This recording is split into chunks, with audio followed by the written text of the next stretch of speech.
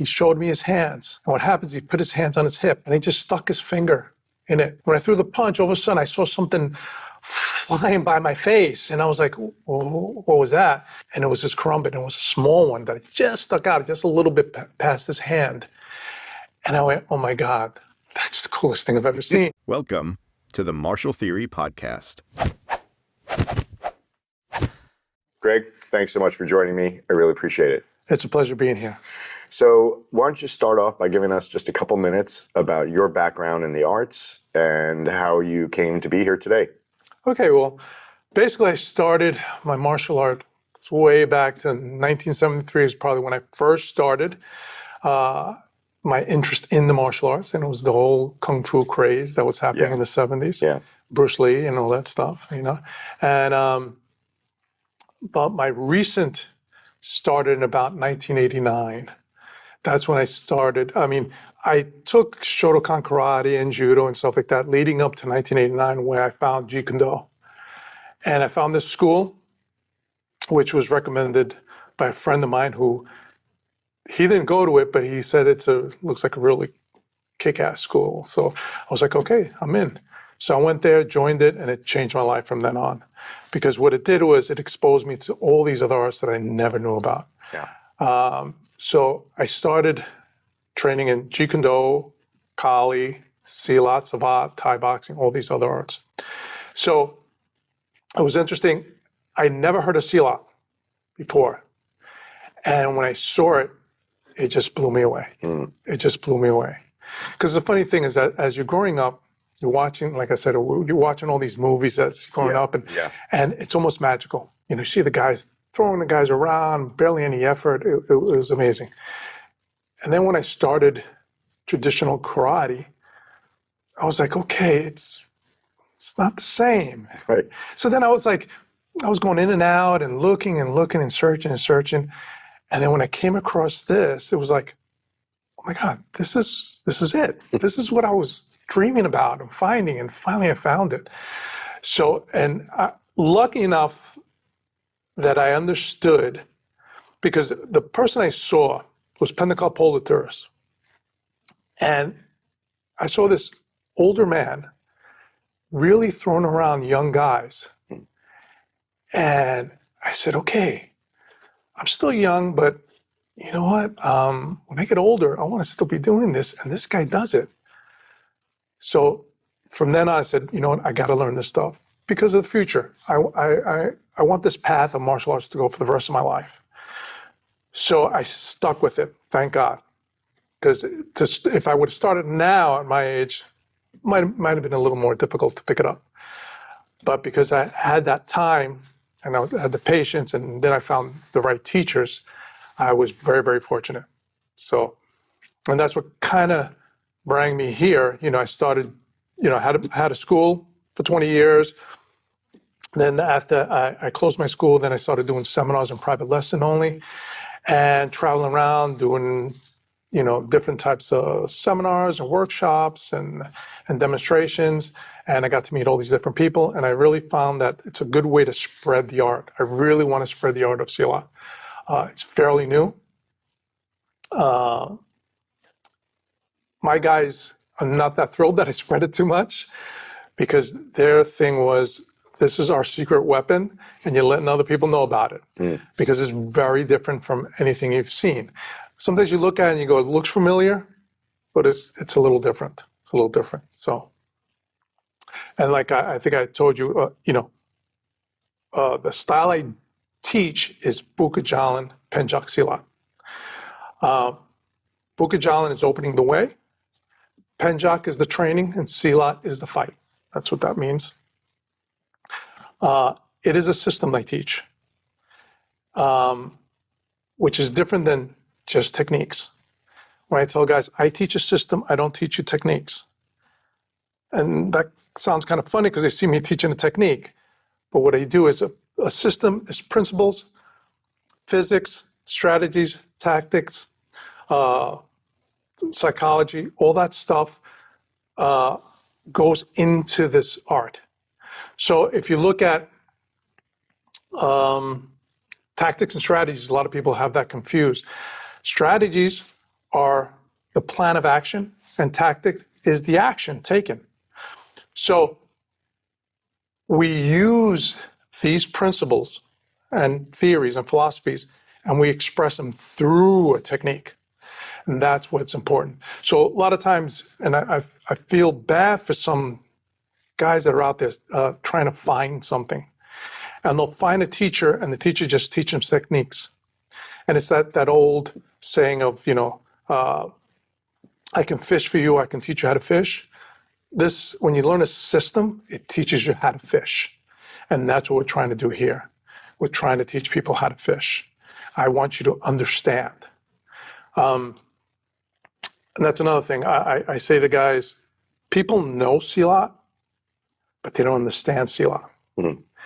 And a lot of people know different martial arts, but they don't understand them. Can you help me understand that better? What is the difference between knowing it and understanding it? Because it seems like you're tapping into what might be a very important distinction, and I want to make sure everyone understands it better. Knowing and understanding.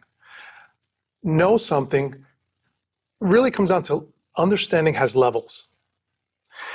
And all of a sudden, the way I would watch people, especially on videos on the internet, and you'll see a person and you kind of look at them and you go, okay, he kind of has it, but there's something wrong.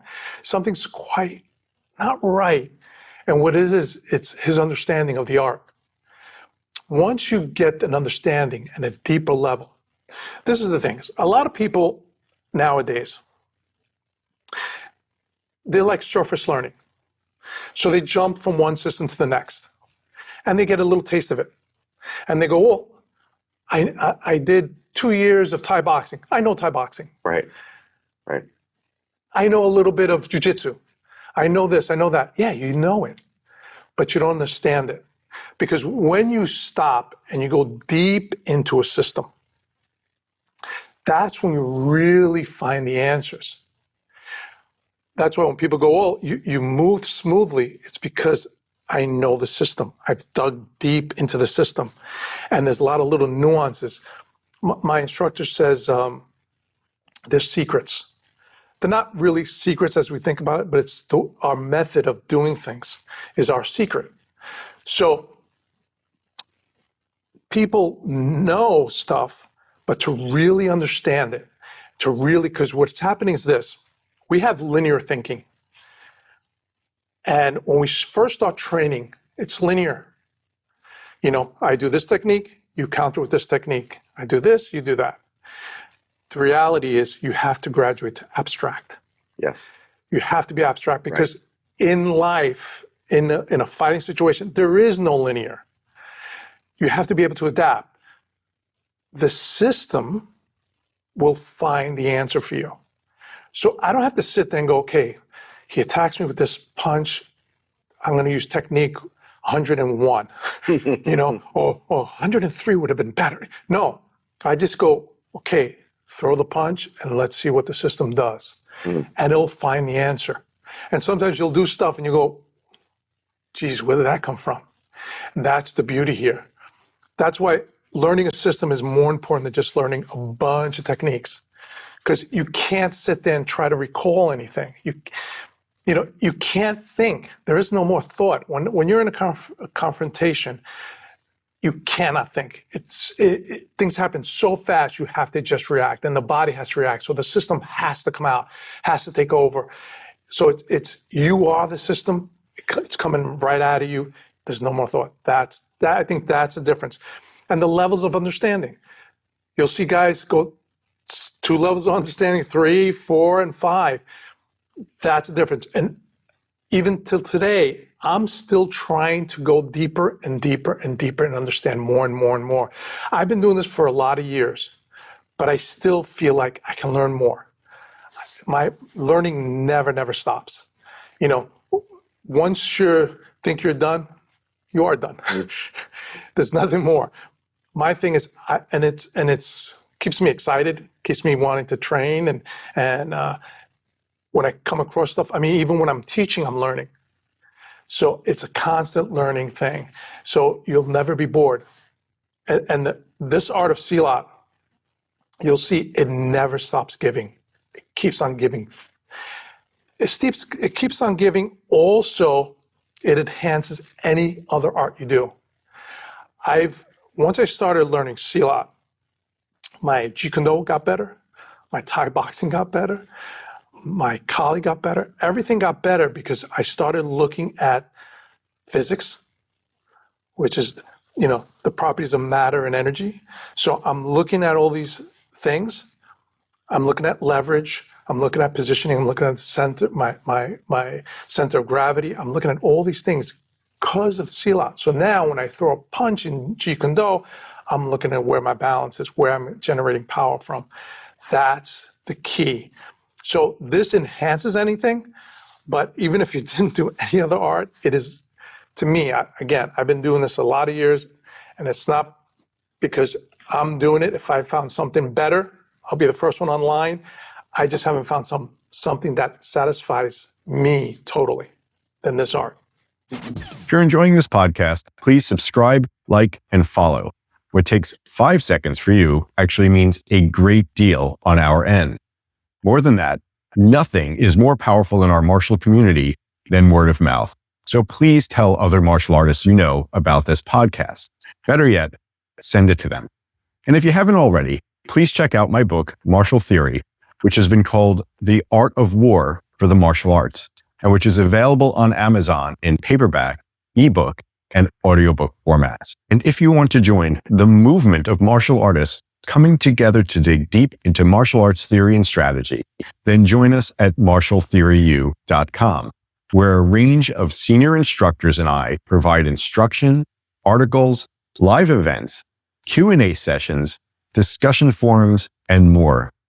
Martial Theory University is also where you can see instructors interviewed here demonstrate the concepts that they discuss on the podcast. And when you join us at martialtheoryu.com, please make sure you save 20% with the code MTPodcast. Finally, if you don't want to join us at Martial Theory University, but want to support the time and effort it takes to produce this podcast, then please support us on Patreon, which you can do for as little as $5 a month. But once again, if you join us at Martial Theory University, make sure you use the discount code MTPodcast for 20% off while it lasts. And now, this week's episode.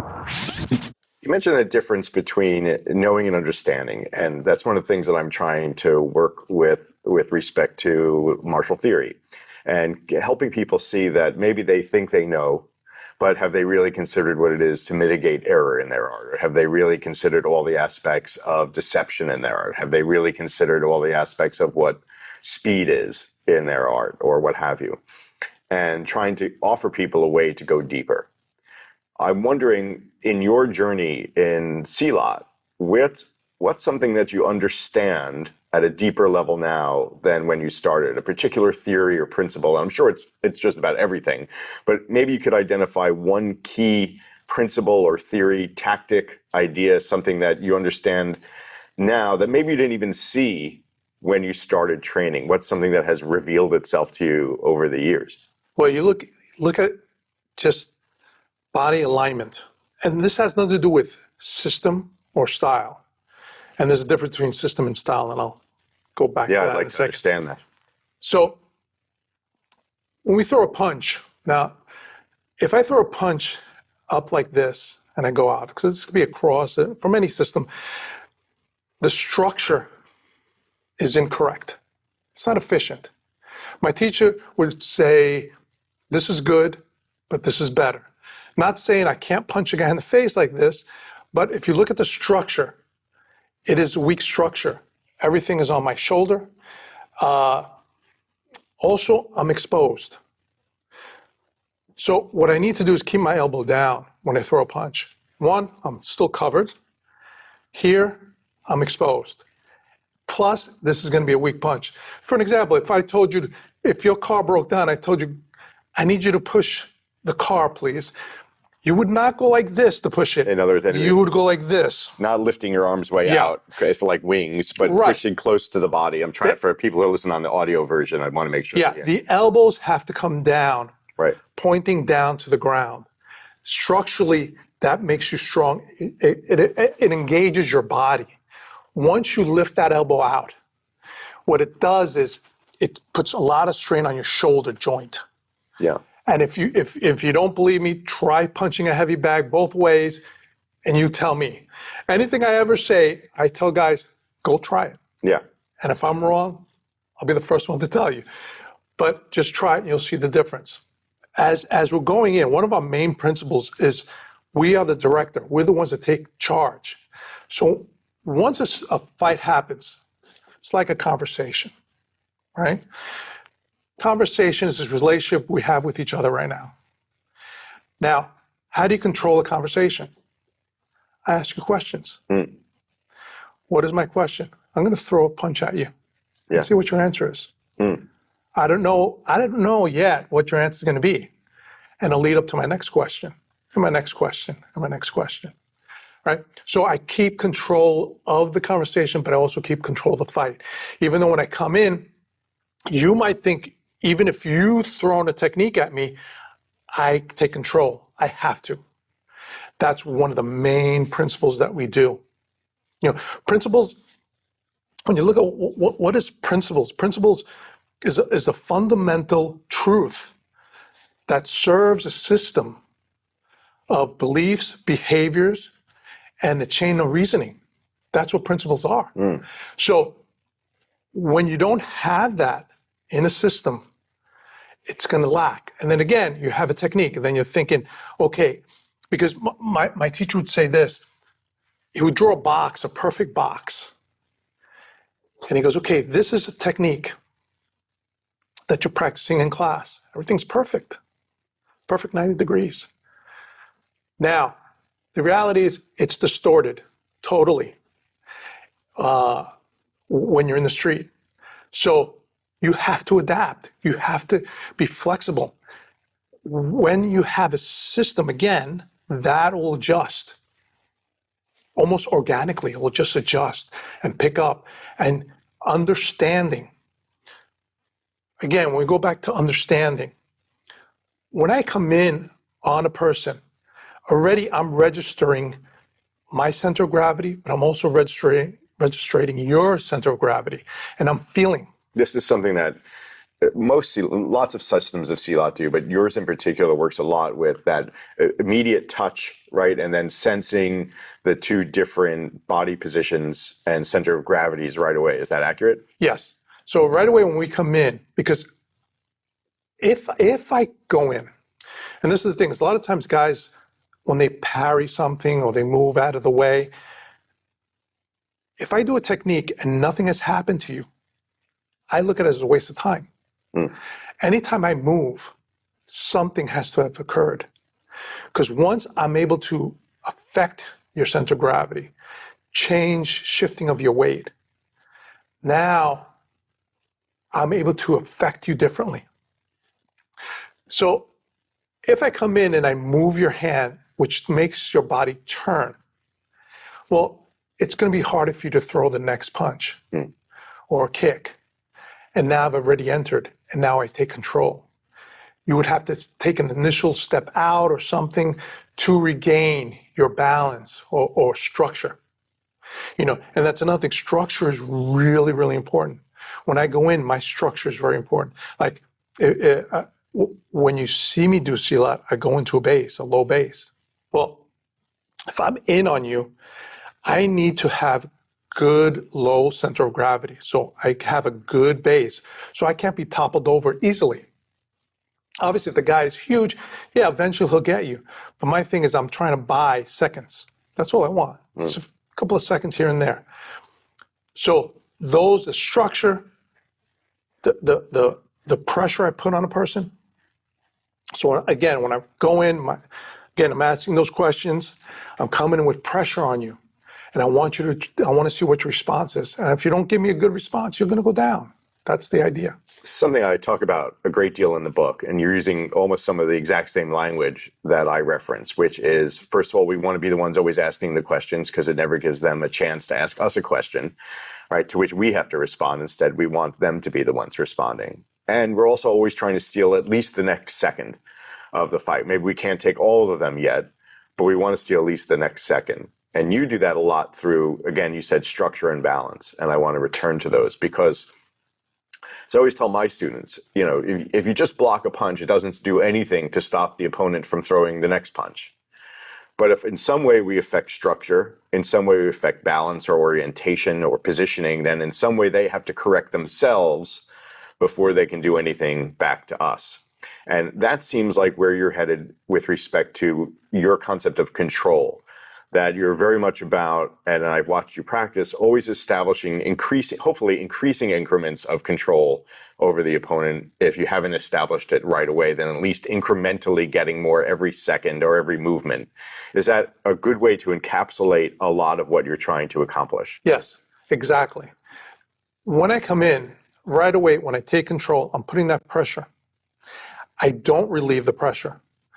One of our other theories is constant forward pressure. Constant is the key there. Right. So I don't let up. Once I let up, we're back to the beginning. So when I go in, and especially because I want to get you off balance. When you're off balance, right, we're born with two fears in life. Fear of loud sounds and fear of falling. That's it. Interesting. So what happens when I go in there and I get you to feel that you're getting off balance, you start thinking, I'm fighting gravity now. You're not fighting me anymore. So I don't have to worry. So that's why sometimes I come in and I don't have to worry about even covering because you're not going to be swinging at me as you're falling. It's not a natural motion. I want to pause you there for a second because what you just said is striking to me, and it's so simple, but I haven't ever really thought of it exactly the way that you've expressed it, and I've thought about it a great deal. But the idea that once we get somebody fighting gravity, they are not fighting us is a very different concept than how most people approach combat, because they maintain themselves as the primary enemy or foe or opponent of the person that they're fighting. And you're taking yourself sort of out of that equation to become the secondary element they have to worry about, not the primary element that they have to worry about. That's a very different way of approaching fighting somebody. Yeah, so that's exactly it. When I go in there, I need the world to help me too, right? I want gravity to help me.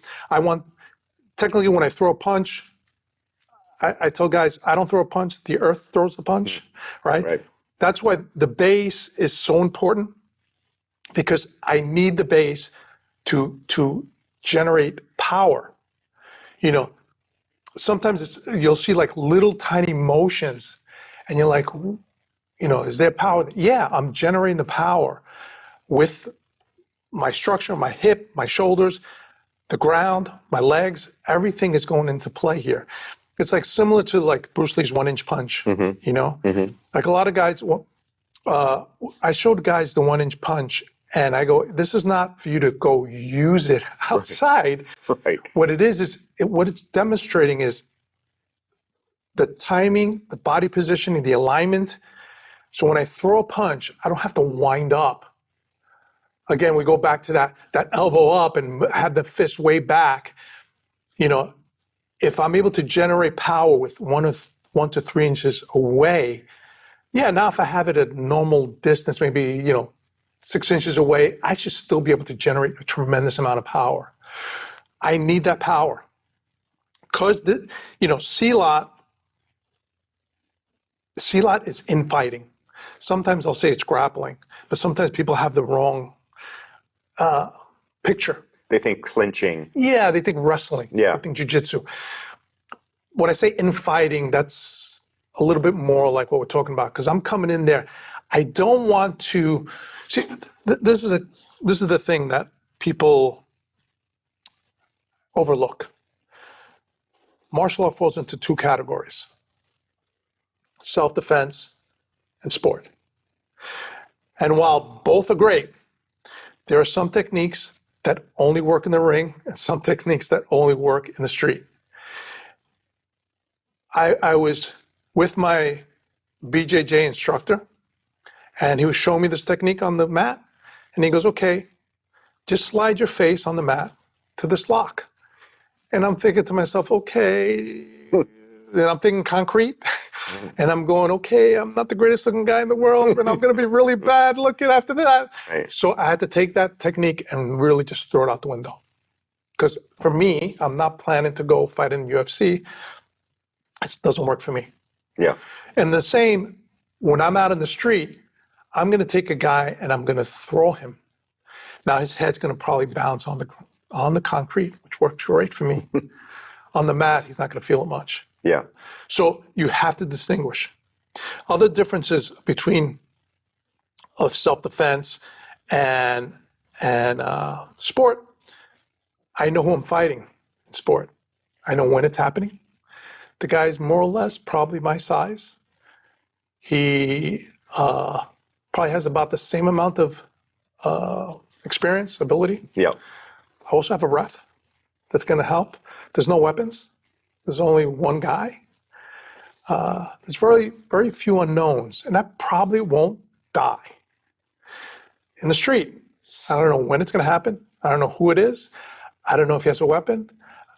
He might be trying to kill me. He might have some friends. So all these things. So it's a totally different mentality. You know, I'll see guys doing techniques, and you'll see them doing boom, boom, boom, boom, boom, boom, boom, boom, and then drop a person. And I'm going, ooh. The key thing about martial arts is efficiency. What does that mean? Less efficiency. By doing 5, 6, 7 moves, no. I want to take a guy and go boom, boom, immediately, because I was always told there's another guy. Always. 100%. Now, if there's not, that's great. All the better. Right? But I'm always waiting for the second guy. So when you see that I throw a guy down, I don't want to mount him. Because once I mount him, I'm too involved with him. And another guy's going to come behind me that I can't see, and I can't fight. So I want to take him down, and if I can, stay standing up, so I can fight the next guy. And you've seen me demonstrate multiple attackers. Yeah. I have to take him, and I have to take him down very quickly. Sometimes it doesn't look pretty, but I have to take him down because there is another guy coming, and I need to escape. You talk about efficiency of motion, and it's about less, right? And let me circle that back to your point about the 1-inch punch, which is wonderful demonstration technique, and it's impressive to show people a 1-inch punch and so forth. But as you suggested, it's really about understanding body connection within yourself to generate that kind of power. So what I see in Silat, in your expression of it, is not just a 1-inch punch. I see a 1-inch shoulder. I see a 1-inch hip, right? I see a 1-inch knee. That you're always expressing that body connection, that power against the opponent, but they don't know where it's going to happen.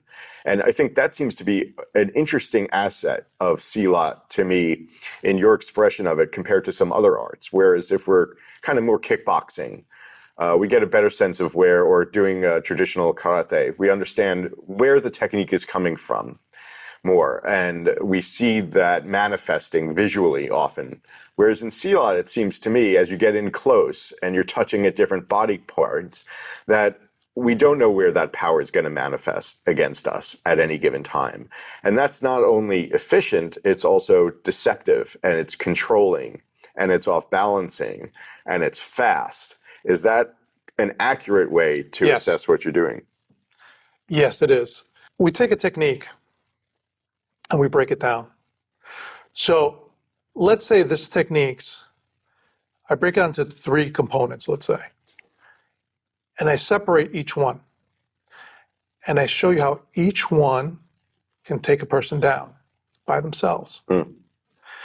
Like this table has 4 legs, right? So what happens is each one, we start inserting them. So each one takes a load. So what happens is if for some reason one is not working the way I want, or I lose it, I still have 2 other that are going to take it down. Because I know I can take it down with 1. But once I put the 3, it becomes effortless. And also, he doesn't know which one took him down because it's such a little load on each one. He kind of feels one, but then he kind of felt the other. And he's like, well, I felt that, but I think it took, I'm not sure. So if he's going to counter me, which one does he counter? Doesn't know which one. If I'm holding his arm, Okay, it's the arm. Well, if I release, well, he still took me down without the arm. Oh, well, it's the sweep. It's the leg sweeping back or whatever. Oh, you didn't sweep, but I still went down. So that's what we're kind of looking at. All these little things that we kind of put in there. We call this, it's the science of the takedown. We have a formula, force, angle, base. So we follow this formula.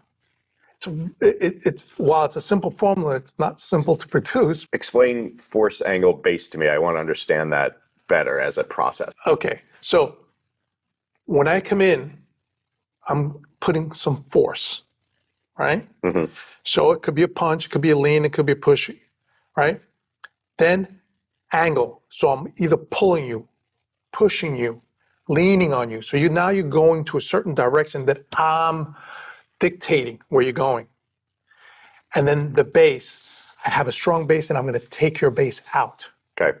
So those three things are happening. Now, like I said, you can do two of them. One is hard to do, but two can do it. Three, again, it's almost effortless.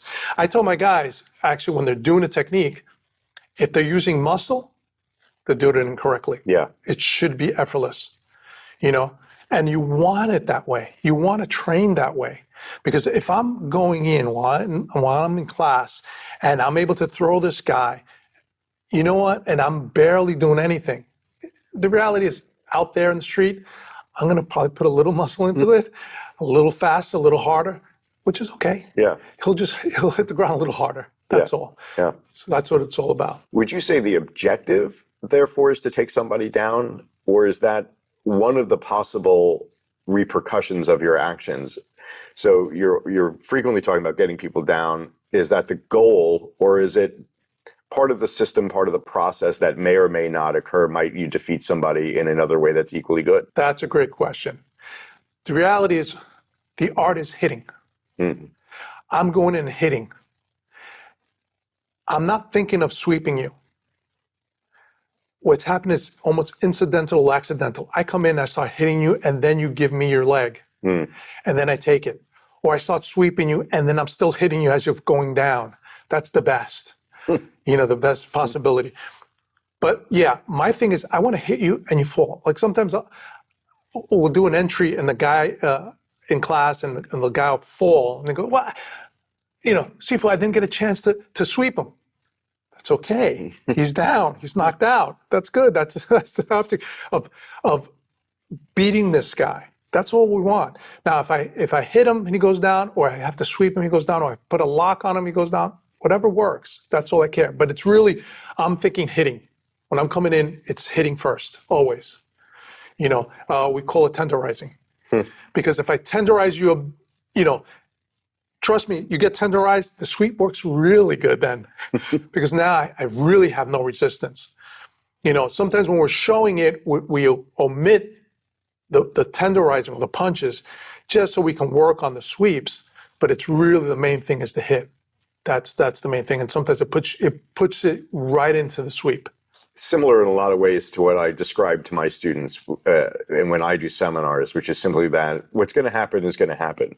And a good, complete fighting art is going to be prepared for anything that's going to happen. It may result in a takedown, it may not result in a takedown. And different arts, I think, can prepare for that in different ways. So we don't all have to have every skill set. And put it another way, we all can't have every skill set. It would be impossible. But we want to feel complete in our combative applications such that wherever contingencies happen, we're prepared for something. And you're speaking of Silat as a very complete system, and it sounds that way. And from what I've seen of your Silat and other Silat, it always seems very complete to me.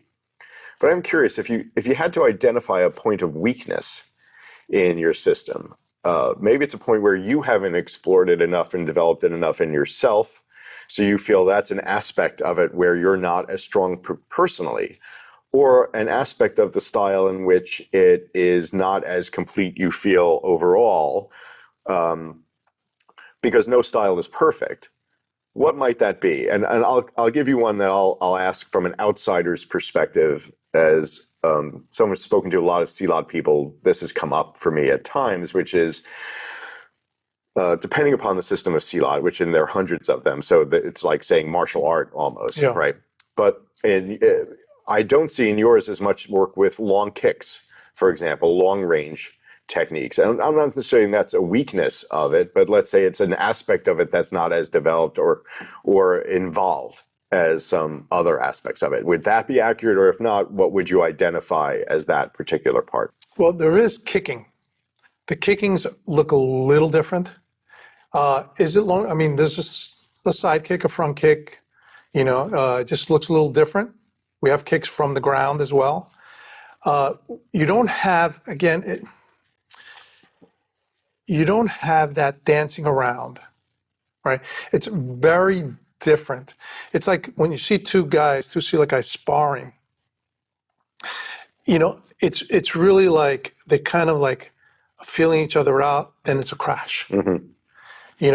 Different between, kickboxing that people are going back and forth, back and forth.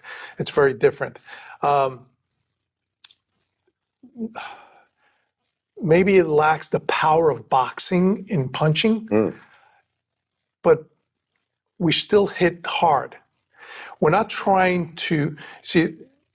This system comes from a third world country, so they don't want to develop really that power in their punch, because what happens is if I'm hitting with that much power, what does a boxer do? They wrap their hands and they put on a glove to protect their hand. They don't do that. So if I'm punching and I break my hand, okay, I live in a village, and if I break my hand, we're farmers. I'm no good to anyone. They might as well take me to the back, because now I'm not an asset anymore. I'm a liability. So might as well take me to the back and take care of me. So they just want to sting you, but we still can hit with power. It's a different type of power. You'll see a lot of elbowing. You see a lot of slapping. Slapping is really good, I've learned. You slap a guy the right way, you can knock him out. Mm-hmm. So you'll see a lot of that. Like a claw to the face, slap to the face, to the groin, to the knees. You break your hand, you can't pull your knife either, right? And then weapons are a big part of Silat systems, generally speaking. Is that accurate as well? Yeah, you don't want to give that up. It's interesting because, like, we have a crumbit. If you guys don't know what a crumbit is, it's a small blade that goes in the hand, and it has like a little round thing that you stick your finger in. And I remember the first time I've ever saw one was this Malaysian Silat guy. He showed me his hands. And what happens, he put his hands on his hip, and the crumbit was in his sarong. And he just stuck his finger in it. And all of a sudden he goes, throw a punch. And when I threw the punch, all of a sudden I saw something flying by my face. And I was like, what was that? And then all of a sudden he took, and it was his crumbit, and it was a small one that just stuck out just a little bit past his hand. And I went, oh my God, that's the coolest thing I've ever seen. Because, if a guy pulls out a knife, you see it. Then you can run away, but if you think the guy doesn't have a weapon and you throw a punch at him and all of a sudden there's a weapon in his hand and he's slicing you up, you don't even know what's happening. So you don't know that you should be even defending it, which is scary. Plus, it's like a little brass knuckle too. So, and it's harder to disarm than a regular knife. So you have that, which you and it's kind of funny. When I first saw it, you couldn't find it anywhere. Couldn't buy one. It was really hard. I'd searched like all these knife guys in the United States, and no one knew about it. Now every knife maker makes their version of it.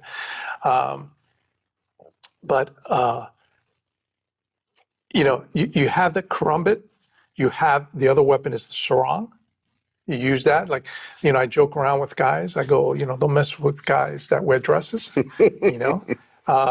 But, once I take the sarong and I start wrapping their neck and choking them and grabbing their arms and tying them up, most guys want to buy one after that. Right, It's like, right. oh, you have any for sale? So, and what it is when you look at that flexible weapon, it's quite practical because, okay, I don't wear a sarong in the street, but I have a scarf, I have a belt, Yeah. rope, chain, whatever.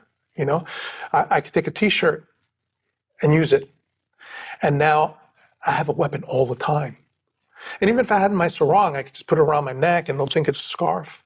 And I always have a weapon with me at all times. I can go on an airplane with a weapon, right? So then you have the Chris sword as well. You have staff. We do a staff that's different from a Chinese staff. Even a Filipino staff works a little different than Silat staff, which we use the staff and we kind of get in close with the staff. And we use it to sweep you and to take you down, which is kind of wild. Go out look, and it's interesting. Again, very different. And we like being different because if you've never seen this stuff, how do you defend against it? It's really hard, really hard. Everyone's seen, other grappling arts, wrestling, judo, jiu-jitsu. You can grab any kid on the street and say, okay, what's the mounted position? What's the guard position? And even if they don't really study martial arts, they'll tell you what it is. If I tell them, what is a sapu? What is a kin? They're like, what are you talking? What language are you speaking? Yeah. Our advantage. So we kind of like it that way. But we also want to spread it out. We want to make sure everybody learns this stuff and appreciates the stuff because this has given a lot to me, and I just want to start giving it back. So, before we continue, just a quick reminder that if you want to see our guests demonstrating the theory they discuss here on the podcast, then join us at Martial Theory University by going to martialtheoryandthelletteru.com and make sure that you use the coupon code MTPodcast for 20% off while it lasts. Also, if you're enjoying thinking theoretically here, or even if you just enjoy thinking at all, and you want to learn more about it for your career, as a parent, or just for your own development, then please visit my Substack, Perlman Actual Intelligence, for tips, instruction, and discussion on critical thinking. Just go to Substack, Perlman Actual Intelligence. I think I want to go back to your point about power because I think people chase power too much in martial arts. And in that sense, what I mean is the immediate striking power that they feel that's where we have to devote so much of our time and effort is into making that punch hard, to making the kick hard. And there's nothing wrong with having powerful strikes, of course. But something that your art brings to the surface for our discussion, I think, is that power is not just about how it manifests at the end of a punch, right? Power is something that we want to achieve in multiple of ways, and that it's really only a means to an end, right? So some arts might rely more on connecting with that fist for the knockout, and that's fine. Those could be great arts and great combatants who do that. But there's also another approach, which is that to say that the power has to accomplish certain ends, and those ends don't have to be a knockout necessarily, but can lead to other places. Can you explain what power more is in Silat terms for us to understand? yeah, I look at power as taking control because when I'm hitting, when timing, distance, my target. So if I hit you at the right time, on the right place, it's just like if I had a heavyweight boxer hitting you. If you're falling back and I hit you there, you're going to fall really fast. Yeah. So guys look at, okay, I want to have a certain amount of pounds per square inch on my punch.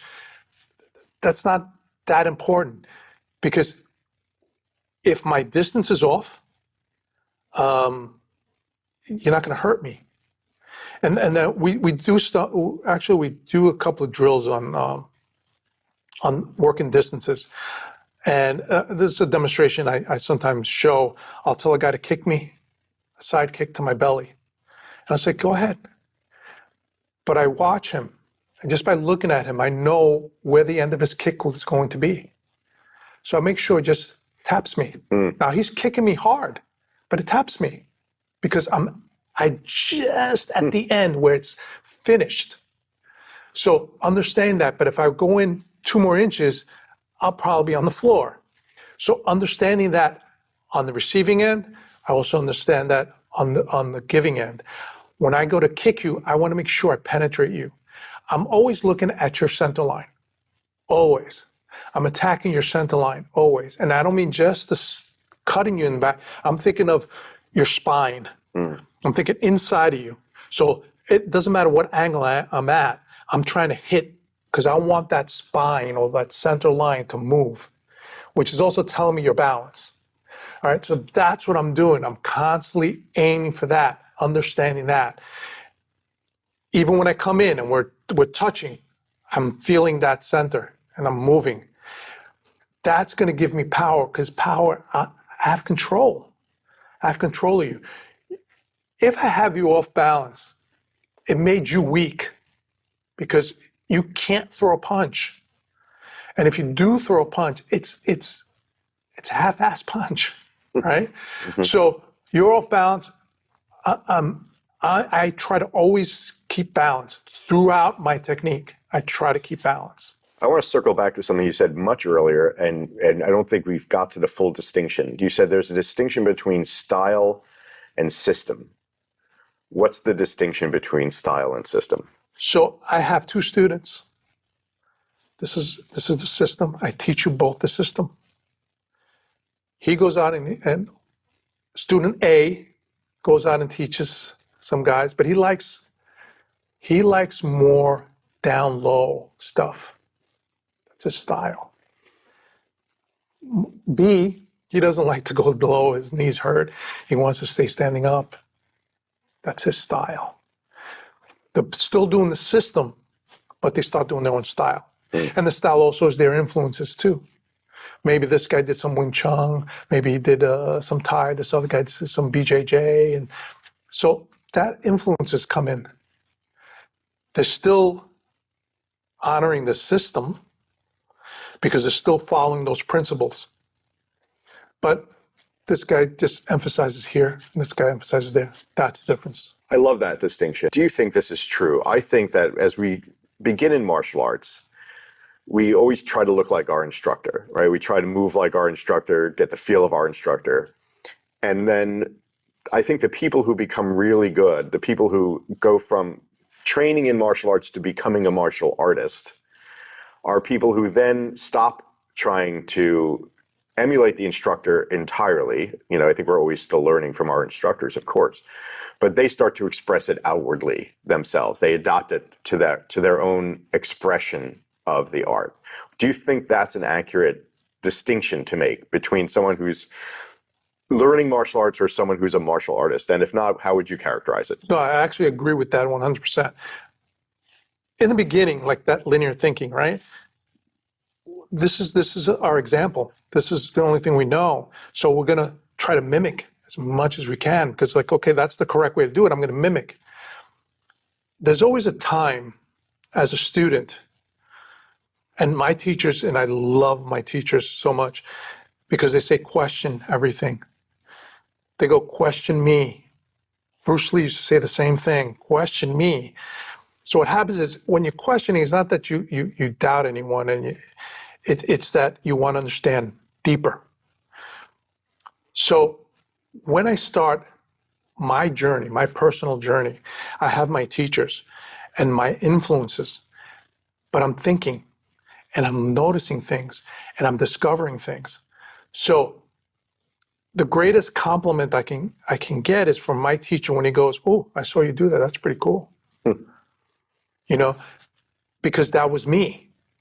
So I want my personality to come out because I think I might have mentioned to you about the apple, eating an apple. No, you haven't mentioned eating an apple. Okay. Oh, well, you did mention it to me. Yeah, absolutely, months ago. Yeah. Right, but let's not on the podcast. So Okay. yeah. So I have an apple. That's your technique, style, system, whatever you want to call it. It's an apple. I take a smell of the apple, still an apple. I take a bite of the apple. I'm chewing it. It's in my mouth. I open my mouth. You see the apple, still there, still an apple. I swallow it. There is no more apple. It's me. When you study a system, in the beginning, you're chewing. There's a lot of chewing. It takes a while. And then eventually you ingest it and it becomes you.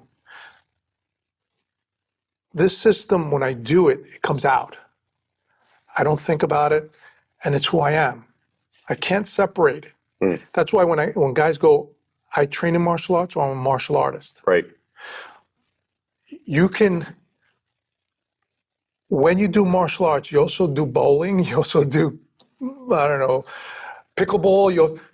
You're not a pickleballist, right? Once you become a martial artist, there is no more separation. You can't go, I'm not a martial artist today. No, that's who you are, period. So once you ingest it, once you get that in, that apple, you are that apple. That apple is you. I love that analogy so much, and I'm going to reference it again in the future, I'm sure. And I think you're right. I don't think I know anyone I would call a martial artist who ever stops being a martial artist. It seems like at a certain point it becomes part of who we are. And I think for most of us who go far down the road, it's who we were before we were doing it. We just didn't have the skill sets, right? We were watching the Kung Fu movies on Saturday morning, and we were just saying, that's me. I just haven't learned the skill set yet to be able to do that. So I'm wondering for you now at this place in your journey, what's something you see in your Silat that you can't quite do yet, or a level that you haven't quite attained yet, but you can see it, maybe you can touch it, but it hasn't become a part of you yet, but you know it's out there. Where's your next level of growth for you in your journey, do you think? Where are you seeing that you want to get to and you're not quite there? That's an interesting question. I mean, I think my journey right now is just getting deeper and deeper and deeper. I'm looking at a lot of like the slightest nuances, you know, feeling the slightest movement, trying to get that little bit of an advantage anytime I come in. I think that's where I'm trying to, I mean, I feel like every technique I can improve on. Sure. Right. But I'm really trying to, like I said, get in deep, really sink in deep. It's a funny thing is, a lot of guys, like I told you before, a lot of guys are surface training, right? So, and they do that because they feel like what they're learning doesn't have the answers. So they'll go, well, I do Thai boxing, great art. Oh, but I want to grapple. I want to learn some grappling. So I'll do some BJJ, great art, So then I went, okay, Silat, does Silat have those answers? And as I started going in, I go, wow, they're addressing that stuff. I've seen like old karate footage, real old karate footage, and I see them doing stuff, and I'm like, oh my God. They're doing throws, flips, they're doing all this stuff. I'm like, wow, it almost looks like Silat at times. And I'm like, wow, it's pretty complete. It's changed throughout the generations. It's kind of watered down and it's kind of lost its meaning. And that's also the beautiful thing about, Silat. It's fairly new in the sense that, you have these arts that through generations kind of lose a little bit. It's like the videotape. If I'm dating myself now, the videotape, when you take a videotape and you tape that tape and then you tape that tape and tape, what happens is you lose a generation and eventually just going to have snow. So that happens sometimes with some arts because they're being taught and either the instructor didn't want to teach the student everything or he didn't have the time. Right. So, but that's, he teaches 60% to that guy, but that's that guy's 100%. And then same thing happens and he teaches his 60%, which is his 100% to the next guy. So now this guy, he's really far from the original guy. Our advantage is the Silat that we do, we're a couple of generations away from the originator, Yeah. So that's key too. So it's still pure, still authentic. I think you're right. As I look at some of the old Okinawan Tei, the progenitor of modern karate in Japan, but when it was back in Okinawa, and I'm not making a judgment about one style over the other, but I do think that as I look at that, I see much more similarity to Silat than I do in modern incarnations of karate. There was much more connection, there was much more grappling or infighting in the older system of Tei than we see in the modern incarnation of karate. And I think it was similar to Silat. Do you think and I think it was similar to some of the older Kung Fu systems as well. I would suggest that that's not an accident. What do you think? Well, I always believe everything came basically from one source. So it looks like everything came from India and kind of went into China and then to Japan. And then it migrated down from China down into Indonesia and, through the trade and stuff like that. So you start seeing a lot of similarities. Like there are some old pictures of Silat guys, and you see them in karate gis. You see certain moves, you go, oh, that looks like Kung Fu. Well, that looks like karate. Oh, that punch, that looks like a reverse punch. But what it is this, like, for an example, we have a form. Our forms are called jurus. And they're short forms. They're not long forms, like some Kung Fu forms are very long. Sometimes it's like 10, maybe the most 20 moves, But in those 10 moves, there's a lot of meaning behind it. So sometimes a thing might look like an elbow. And I say, and I'll ask my students, I go, what is this? And he goes, oh, you're elbowing someone. Okay, yeah. It's also a takedown. It's also a lock. It's also an escape, So it has many meanings to it. So the motion of your body, and that's the forms, what they're doing. So some guys that go, oh, I hate doing forms. They're boring. I want to learn some good stuff. My guys love forms. They want to see them all the time because through the forms, it answers a lot of questions because your body's moving a certain way. And then as you're actually training and you're moving on someone, all of a sudden you'll see it, you go, oh, that's from the second form. That's from, and you're ready, and you're able to pull it off well because you've done it 150 times, So there's so much value there. So you can't just say, oh, it's just form, it's boring, it's nothing, like some people go, it's like baseball.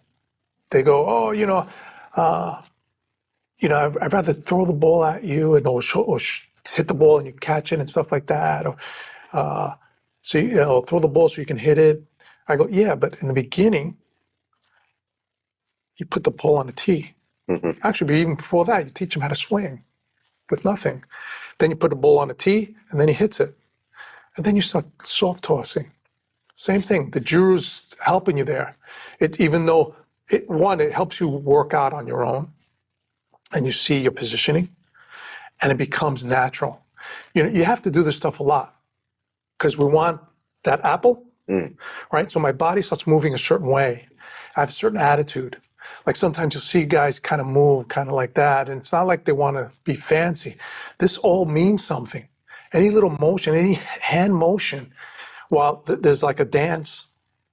There's a whole thing about the dance too, because it was hidden. Yeah. Right? So they can still practice they hidden dance. But you see those motions, those are all martial art techniques. So when you see a guy moving, he's just not moving for the hell of it. There's a reason for everything. It's a reason why we stand a certain way. It's a reason why I stick my hand out far, because I might be baiting you to grab it. I'm saying, please, take it. Take my hand, So all these things mean something. So sometimes, like I said, sometimes guys are like, they don't understand, right? And they kind of just push it to the side. It's valuable. It's really valuable. One of the things I write in martial theory, and one of the things I'm always expressing, and I believe firmly, is that the vast majority of the time, whatever we see in martial arts is not really what's interesting about it, at least unless we really know what to look for in a particular system or style. That otherwise, the things are hidden. That what we perceive as the obvious motion is probably the last thing that very capable practitioner would ever really do with that particular technique. And that seems true to be what you're expressing as well with respect to the Jurus and how things are hidden. And as you referenced in Silat, they have a rich tradition of hiding things within the dance because they were occupied and couldn't practice in theory, but nevertheless had a way to practice. And I think that's a marvelous trait and something that we saw in a lot of the different systems as well, that they look flowery or they look like nonsense unless you really know what the body's doing. But I want to wrap with a couple of questions.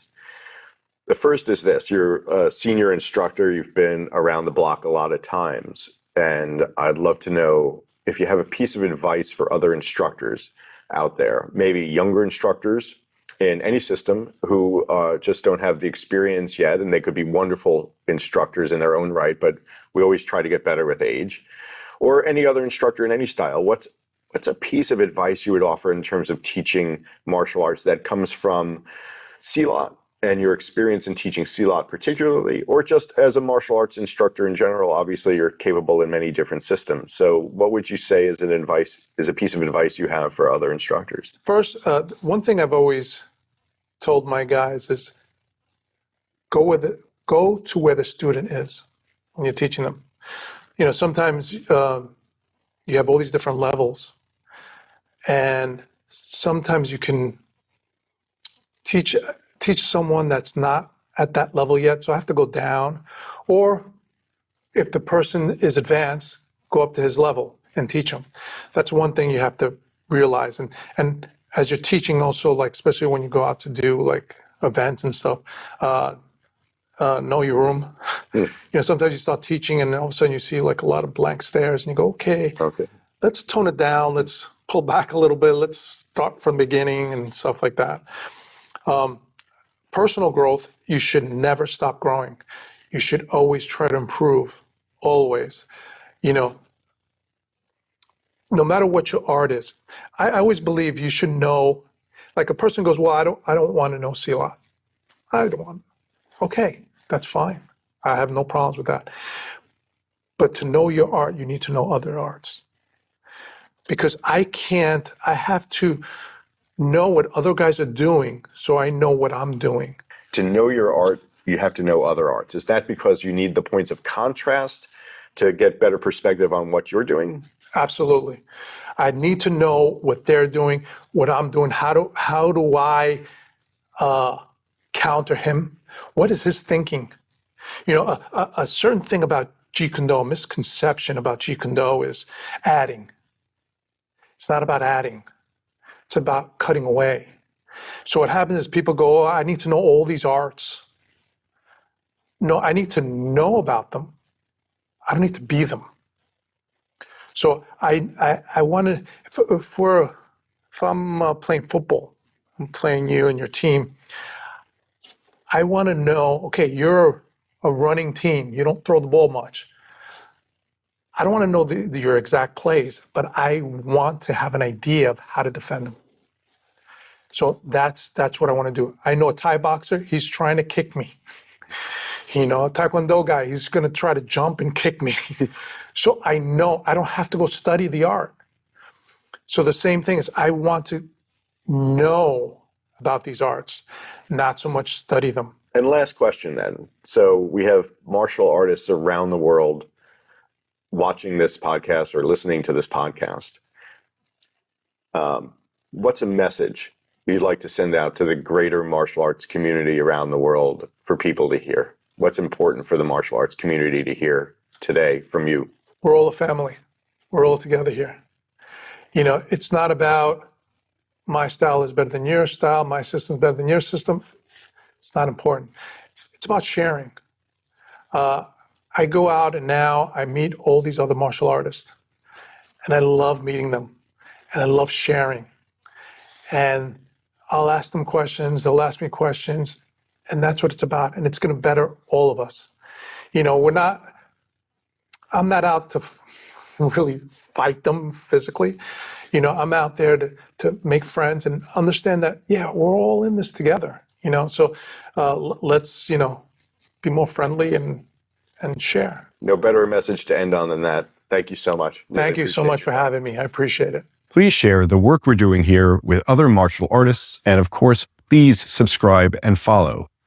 To see instructors interviewed here demonstrate the theory they discuss, join us at Martial Theory University by going to martialtheoryu.com and make sure you use the discount code MTPodcast for 20% off while it lasts. Finally, if you generally enjoy thinking and want to learn more about it, then please join my Substack, Perlman Actual Intelligence.